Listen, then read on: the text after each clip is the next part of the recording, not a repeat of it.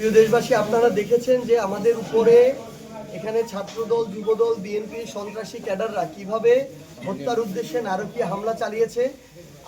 আমরা যখন সদর হাসপাতালে ট্রিটমেন্ট নিতে যাচ্ছিলাম, আমাদেরকে ট্রিটমেন্ট পর্যন্ত নেয়ার জন্য ঢুকতে দেওয়া হয়নি। সেখানে আমাদের উপরে অতর্কিত হামলা চালানো হয় এবং সেই জায়গায় আপনারা ভিডিও দেখবেন যে ছাত্রদলের কিছু সন্ত্রাসীরা আমাদের একজন ভাইকে কিভাবে মাটিতে ফেলে 10-12 জন মিলে হত্যার উদ্দেশ্যে তাকে পিটাচ্ছিল। এবং ওই জায়গায় আমাকে যখন রড দিয়ে মারতে আসা হয়, আমার হাতে সামান্য লাগলেও আমার এই ভাই আমার সামনে ছিল। আপনারা দেখবেন তার এই শরীরে এগুলো সব রডের দাগ।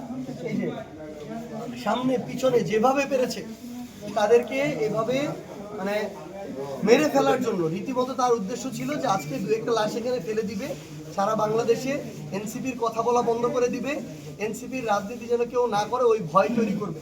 আপনি দেখেন আমাদের এই যে ভাই, ওনার আপনারা দেখেছেন ইতিমধ্যে একজনকে সিলেট এমএজি ওসমানী মেডিকেল কলেজে রেফার করা হয়েছে, ওনাকে এখানে নেই ভর্তি করতে দেয়নি। ছোট্ট ভাই আমাদের হয়তো 9-10 বা কলেজে পড়ে, ওর চোখে রডটা দিয়ে রীতিমতো এভাবে খোঁচানো হয়েছে। ওর ওই চোখ আমি জানি না, আল্লাহ মাফ করুক, যে কোনোদিন দেখতে পারবে কিনা দুনিয়ার আলো। আমাদের এই ভাইকেও সেম ভাবে দেওয়া হয়েছিল, ওনার চোখে একটু নিচে লেগেছে, কিন্তু এটা পুরোটা কারণ আছে, এখানে সেলাই পর্যন্ত দেওয়া লেগেছে। আমাদের একজন বোন আমাদের সাথে ছিল, হাসপাতালে গিয়েছিল, বোনকে হাসপাতালে ওইখানে তার গায়ে হাত তোলা হয়েছে, তাকে পিটানো হয়েছে এবং অলরেডি ওখানে অ্যাম্বুলেন্সে একজনকে তোলা হয়েছে যার পায়ে ফ্র্যাকচার হয়েছে। আমাদের এনসিপির যিনি সদস্য সচিব জেলার, তার হাতের এই জায়গাটা একদম গুঁড়া হয়ে গেছে, সরাসরি তাকে নিটোরে রেফার করা হয়েছে ঢাকায় পঙ্গু হসপিটাল যেটা। আসলে এখানে আজকে ছাত্রদল, যুবদল, বিএনপি যে চরিত্রটা দেখাইলো, এটা হলো তাদের আসল চরিত্র। মোটামুটি কতজন আহত? এইখানে লিস্টেড হচ্ছে 14 জন, একদম লিস্টেড, রেজিস্টার্ড, একদম হাসপাতালে।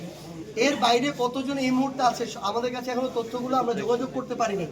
আমাদের ক্যামেরা ভেঙে ফেলছে, ফোন নিয়ে চলে গেছে। আমাদের মিডিয়া টিমের একটা গাড়ি ছিল, বিভিন্ন বিটের সাংবাদিক যারা ভাইরা তারা আসছিল, ওই গাড়িটা ভাড়া নেওয়া হয়েছিল, পুরো গাড়ি ভেঙে ফেলা হয়েছে, একটা গ্লাস নাই। আপনারা ভিডিওতে দেখবেন গাড়ির ড্রাইভার, যারা ভিডিওগ্রাফার, বিভিন্ন বিটের সাংবাদিক, তাদেরকেও এনসিপির মনে করে তাদের গায়েও নির্মমভাবে হাত তোলা হয়েছে। আসলে এখানে বিএনপি যেটা করছে এটা হলো তাদের ওই 2006 সালের আগের যে চরিত্র, মানুষ বলে না যে মুদ্রার এপিট ওপিট, আওয়ামী লীগ আর বিএনপি, ওই চরিত্রটা দেখাইলো। আমরা ভাবছিলাম যে তারেক রহমানের এই বিএনপি 17 বছর জুলুমের মধ্যে দিয়ে গেছে, তারা মনে হয় ভালো হয়েছে, সংশোধন হয়েছে, কিন্তু আমরা আজকে দেখলাম যে তাদের চরিত্রের কোনো পরিবর্তন হয় নাই।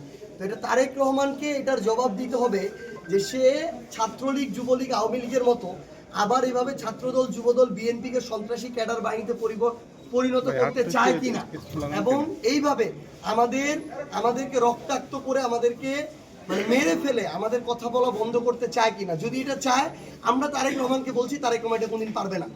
এটা আওয়ামী লীগ চেয়েছিল বিএনপির উপরে, আওয়ামী লীগ নাই হয়ে গিয়েছে, বিএনপি আছে। এখন বিএনপি যদি এনসিপির উপরে চায়, বিএনপি ইনশাআল্লাহ একদিন নাই হয়ে যাবে এনসিপি।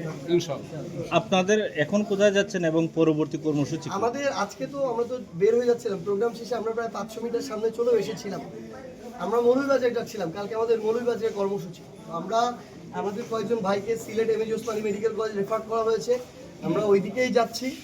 এবং আমরা অবশ্যই আপনারা দেখবেন যে এরা ছাত্রলীগের মতো যেই সন্ত্রাসীটা ছাত্র দলের আমার ভাইদেরকে নির্বিচারে মারলো, যার ভিডিও আছে, রড দিয়ে মারলো, অস্ত্র দিয়ে, ওই যে এটা চাইনিজ কুড়াল ছিল, আমার গাড়িটাকে শেষ করে ফেললো। সে এখন, তার নাম ইমন নাকি ইমন, সেই ছাত্রলীগের কুখ্যাত সন্ত্রাসী, জিকে গৌসের সন্ত্রাসী, সে হসপিটালে ভর্তি হয়ে নাটক করতেছে। তো এই সন্ত্রাসীরা আবার দেখবেন মামলারও গিয়ে নাটক করবে, দেখবেন ওরা গিয়ে আগে মামলা করবে, একদম ছাত্রলীগের, আওয়ামী লীগের চরিত্র। কিন্তু আমরা এটার আইনগত ব্যবস্থা নিব। আমরা খুব দ্রুত, হতে পারে কালকে, হতে পারে পরশুদিন, আমরা রাজনৈতিক কর্মসূচিতে যাব।